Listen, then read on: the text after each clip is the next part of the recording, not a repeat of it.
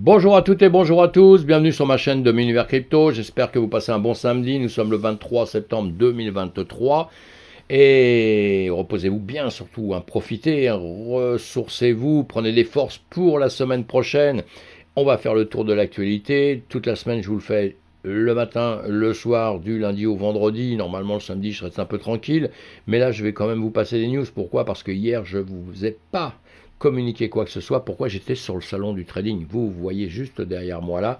Et un salon du trading, ce salon a lieu 2 fois dans l'année, hein, d'une manière un peu différente, mais 2 fois dans l'année, et près de la Tour Eiffel, donc dans Paris, et bien organisé pour le marché traditionnel évidemment, avec des entreprises du marché traditionnel qui sont sur place. Là, il y avait quand même Bill Gates qui était là, hein, qui avait une position aussi, donc.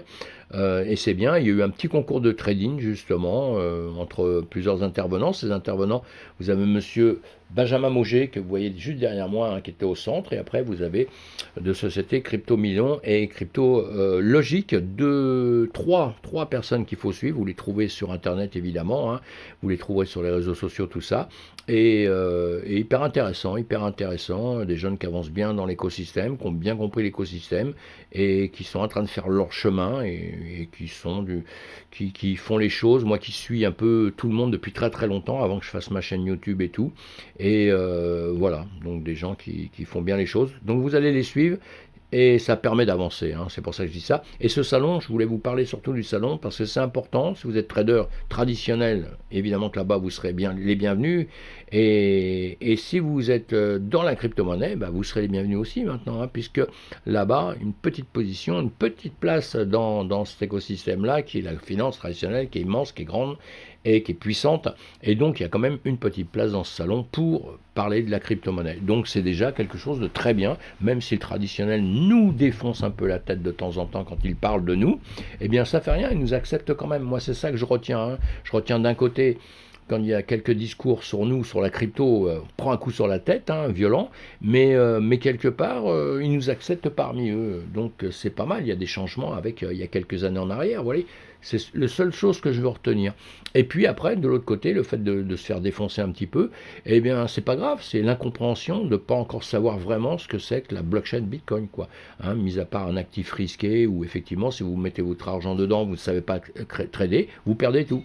Mais entre nous, si vous allez sur le CAC 40, sur S&P 500, sur Nasdaq, que vous allez trader dans une journée que vous ne connaissez pas du tout, vous allez perdre tout votre argent aussi, mes amis. Hein. Donc, deux poids, deux mesures, là.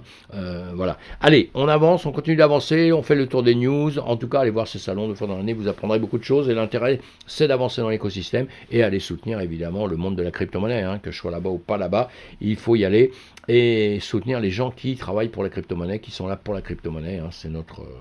on essaye de donner de la force à ça, c'est important. Hein.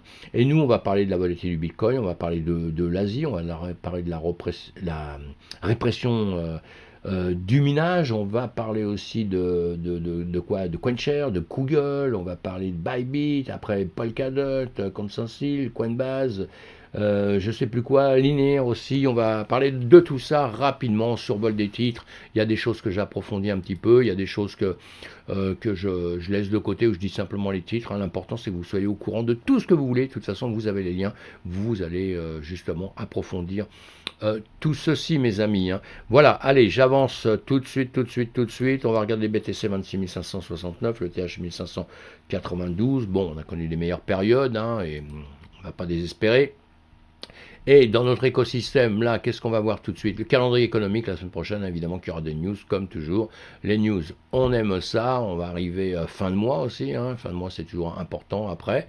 Ce sera quand la fin de mois? C'est, je sais plus, hein, quel jour, je me rappelle plus. On a encore pas mal de temps, là. Nous sommes le 23, oui, ouais, 23, 7 jours, oui, on verra ça la semaine prochaine. Et donc, allez, on avance, bloc ni quoi, justement, la volatilité du Bitcoin, hein, avec la fin du mois, on attend tout le temps, là, ça va être la fin de trimestre, Donc fin de trimestre, c'est toujours important, c'est toujours important. Là, les experts anticipent une volatilité sur les marchés de la crypto autour du 29, avec l'expiration de 3 milliards de dollars d'options Bitcoin et de 1,8 milliard de dollars d'options Ether. Donc ça peut bouger un peu. C'est un coïncident avec la fin du mois et du trimestre, c'est ça surtout qui est très important. Et voilà, une possibilité de volatilité accrue, des volumes de transactions massifs. On verra, parce que c'est jamais évident quand même, jamais évident quand même. Mais on verra, on suit ça. Quand on est trader, évidemment qu'on suit tout ça de près. Ça sert à ça, les news justement, et tous les résumés, tous les résultats qu'on lit. Et voilà, ça nous sert à pouvoir trader. Quand vous faites du très long terme, entre nous, vous s'en foutez un petit peu de ça. Et on va parler de l'ambiance électrique lors des conférences cryptographiques en Asie. Et oui, les conférences cryptographiques de septembre en Asie ont révélé une participation élevée et un sentiment optimiste pour l'avenir des actifs numériques, mettant en lumière une dynamique croissante dans les pays tels que la Corée du Sud, Singapour et Hong Kong. Les restrictions en Chine et l'environnement réglementaire incertain aux États-Unis ont propulsé l'Asie comme un nouveau centre de spéculation et d'innovation dans le domaine des cryptos. Bon, la Chine, c'est en Asie quand même. Allez, la Corée du Sud démontre un intérêt intense pour la crypto-monnaie, avec un nombre croissant de jeunes considérant la cryptographie comme une alternative d'investissement due à l'inaccessibilité perçue de la richesse traditionnelle. En dépit de la structure d'entreprise rigide et protectionnisme en Asie, de nombreuses entreprises cherchent à percer le marché avec des entités comme Upbit surpassant Coinbase en volume de transactions. Hong Kong s'efforce également de devenir plus accueillant pour les entreprises de crypto-monnaie. Ils font tout leur boulot là-dessus, avec un soutien apparemment de la Chine. Évidemment que la Chine, elle soutient tout ça, illustrant le contexte dans l'enthousiasme pour les crypto-monnaies entre l'Asie et les États-Unis. Voilà, bon, ça, allez, à suivre, évidemment. On sait bien qu'il y a l'ambiance là-bas est bonne pour la crypto. Des machines d'extraction de Bitcoin. Alors, les autorités vénézuéliennes, mes amis, ont mené une opération majeure dans la prison de Tocoron. Je ne la connais pas, et vous non plus, j'espère en tout cas, révélant non seulement une opération illicite de minage de Bitcoin, mais aussi un stockage d'armes comprenant des lance-roquettes et des grenades. Alors maintenant, on va associer lance-roquettes et grenades avec le minage, avec le Bitcoin. Ça, c'est facile à faire, ça. Le minage de Bitcoin a gagné en popularité au Venezuela grâce à des coûts d'électricité extrêmement bas et dû à des subventions étatiques et une hyperinflation galopante. Toutefois, le gouvernement a récemment intensifié ses efforts pour réprimer ces activités, imposant des interdictions en raison de préoccupations liées à l'utilisation de crypto-monnaies pour la corruption et les détournements de fonds. Aïe, aïe, aïe, malgré le soutien antérieur du président Maduro de la crypto nationale, le Pedro. La révélation d'activités illicites et de conditions de vie luxueuses pour certains détenus dans ce qui semble être une prison fortement contrôlée par des gangs, souligne des défis croissants auxquels le pays est confronté en termes de corruption, de criminalité organisée et de régulation des technologies émergentes. Oui, ils se servent de tout, mais ce n'est pas la crypto-monnaie, le bitcoin qui a amené l'indélinquance, mes amis, ou le banditisme, ou le blanchiment d'argent. On a bien vu que ça existe depuis très longtemps, effectivement, ils doivent se servir des nouvelles technologies, ça c'est clair. Mais normalement, avec le bitcoin, avec les transactions et tout, on peut suivre l'argent.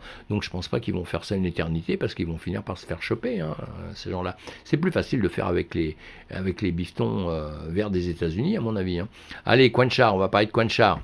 Coinchar, qu'est-ce qu'il nous fait Coinchar, gestionnaire d'actifs cryptographiques européens, a récemment lancé une division de hedge fund pour cibler les investisseurs américains. Ça, c'est bien, en revanche. Basée à Saint-Hélier, à Jersey, la société gère plus de 2,5 milliards de dollars et inaugure le Coinchar Hedge Fund disponible pour les investisseurs américains qualifiés. Le PDG Jean-Marie Mognetti souligne que l'environnement macro et le marché actuels sont propices à une telle initiative vu la politique monétaire, l'incertitude macro et la volatilité.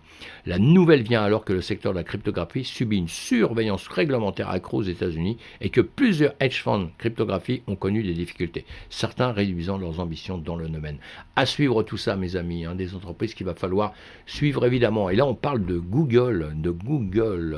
Il continue son expansion dans le domaine de la blockchain avec l'ajout de 11 nouvelles blockchains et son service BigQuery. Cette intégration inclut des réseaux tels que Polygon, Polkadot et Avalanche et permet aux utilisateurs de BigQuery d'analyser les données de plusieurs blockchains à un seul endroit, sans nécessité de déployer un nœud pour chaque réseau. Cette addition de blockchain renforce l'engagement de Google dans le secteur du Web3. Et oui, ils ont bien compris que le Web2, ça ne suffit pas. Hein. Il faut aller dans le Web3 maintenant, témoignant de son intérêt et de ses investissements constants dans la technologie blockchain. Google a déjà investi plus de 1,5 milliard de dollars dans le monde du Web3, signant des accords avec diverses entreprises et ouvrant son magasin d'applications Google Pay aux tokens non fongibles, démontrant ainsi son intention de consolider sa présence et ses liens dans ce secteur en évolution rapide. Eh oui, personne ne veut rater ça, hein. Personne ne veut rater le Web3, hein. Tout le monde a dénigré ça pendant un petit temps, mais maintenant on sait bien que personne ne veut rater ça. Hein. Et là on a Binance. Sa filiale américaine, il demande l'abandon des plaintes de la SEC. Voilà, bon, à voir ce que ça va faire. Hein. On a compris dans le titre, hein, Binance et son PDG, Chanzhen Sao, ont déposé conjointement une demande visant à obtenir l'annulation des poursuites engagées à leur égard par la Securities and Exchange Commission de SEC des États-Unis. On verra un petit peu ce qui se passe ou pas, parce que bon, c'est une demande, hein, ils ont raison, mais Binance c'est chaud un peu en ce moment, hein, donc on reviendra dessus dans la semaine évidemment. Bybit, l'échange des crypto-monnaies, a annoncé la suspension proactive de ses services au Royaume-Uni avant la mise en application des nouvelles règles de finance Financial Conduct Authority, la FCA, le mois prochain, impactant les nouveaux utilisateurs à partir du 1er octobre et les utilisateurs existants à partir du 8 octobre. Ah, ils n'aiment pas les réglementations, ils n'aiment pas les régulations, hein, ça c'est clair. Hein. Cette décision fait suite à la déclaration du PDG de Bybit, Ben Zhu, suggérant que le retrait de l'échange du marché britannique était probable en raison de l'application imminente de régulations plus strictes. Ça c'est un peu embêtant, hein. Ça veut dire qu'ils sont pas à jour du tout, mais ils sont pas à jour donc pour l'Angleterre, mais est-ce qu'ils vont être à jour autre part aussi, hein, parce que Bybit on en parle beaucoup, il y a beaucoup de gens qui partent dessus, voilà.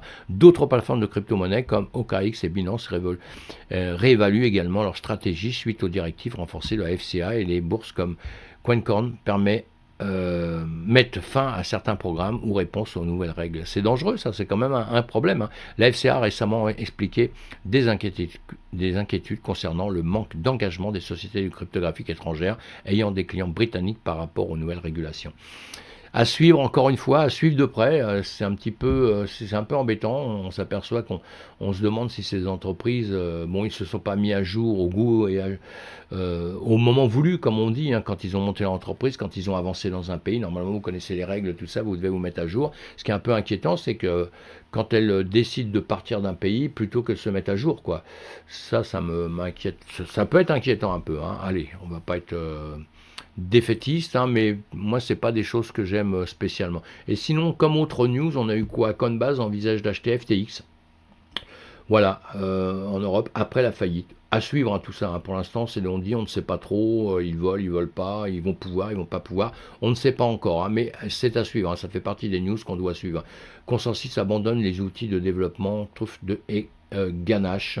Voilà, la société de développement blockchain Consensus a annoncé qu'elle se serait de poser des outils de développement Truth et Ganache Web3, car elle se concentrera sur MetaMask, Snap et son kit de développement logiciel. Voilà, pour ceux qui sont impliqués dans cet écosystème-là. Et sinon, on a Polkadot aussi, qui envisage de soutenir 1000 parachains à l'avenir. Bah, c'est bien, ce sont des bonnes news, ça, mes amis. Hein. L'annonce a été faite lors de la conférence des développeurs à Lisbonne. Hein. Voilà. À suivre, mes amis. Allez, on va se retrouver maintenant début de semaine. Hein, avec ça, encore une fois, s'il y a des choses qui vous plaisent, eh bien, ce que vous faites, vous allez sous ma vidéo, vous prenez les liens et vous épluchez tout ça, mes amis. Allez, on se passe un bon dimanche. Reposez-vous bien. Je vais vous faire une autre vidéo sur le Bitcoin, sur le graphique Bitcoin et tout, et puis peut-être d'autres vidéos ce week-end diverses. Bye bye, faites attention à vous, soyez prudents, je bégaye un peu hein, là aujourd'hui, hein, mais c'est pas grave, pas voir. Je recommence pas mes vidéos, je vous l'ai déjà dit, hein, je les fais en direct comme ça, parce que bon, c'est, voilà, j'aime faire comme ça, et même parfois je bégaye un peu, parfois je mâche un peu des mots, des choses comme ça, bon, bah écoutez, je suis juste quelqu'un comme n'importe qui, comme vous et moi, et voilà. Et c'est le but d'une communauté justement que je suis en train de créer, c'est qu'on puisse partager un petit peu nos connaissances et pouvoir avancer dans un écosystème justement. Et voilà, bye bye, à bientôt, passez un bon week-end, faites attention à vous surtout.